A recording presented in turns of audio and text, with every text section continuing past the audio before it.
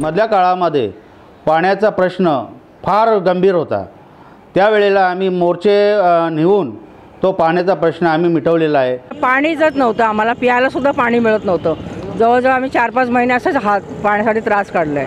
काही आपला road winding होत होत्या, गरिबांना दिलासा देण्याचं काम केलेलं आहे आम्ही। हा केले। या बिल्डिंगचे आम्हाला प्रॉब्लेम झालेला तेव्हा ते आमच्याबरोबर सोबत होते, त्याने आमचे कामं केली। माझी आई कॅन्सर पेशंट आहे, आम्हाला पैशाची खूप गरज होती, आम्हाला कोणी मदत नाही केली, तर आम्ही रेणुका प्रकाश जोशी यांना सांगितलं, आम्हाला ह्यांनी पैशाचं मदत केलेलं आहे। कधी काय वेळ प्रसंगी काही असेल तरी त्या हक्काला उभे राहतात।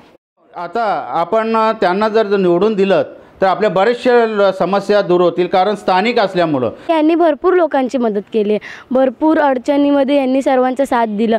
आणि आता आम्ही रेणुका जोशी उभे राहिलेत अपक्ष म्हणून, तर आम्ही त्यांनाच देणार आहे वोट, कारण त्या प्रत्येक वेळेला आमच्या अडीअडचणीच्या वेळेला उभ्या असतात, दोघेही मदत करणार आहेत। माझं वोट रेणुका प्रकाश जोशीला। माझं वोट रेणुका प्रकाश जोशी। माझं वोट रेणुका जोशीला। माझं वोट रेणुका प्रकाश जोशीला। माझं वोट रेणुका प्रकाश जोशीला।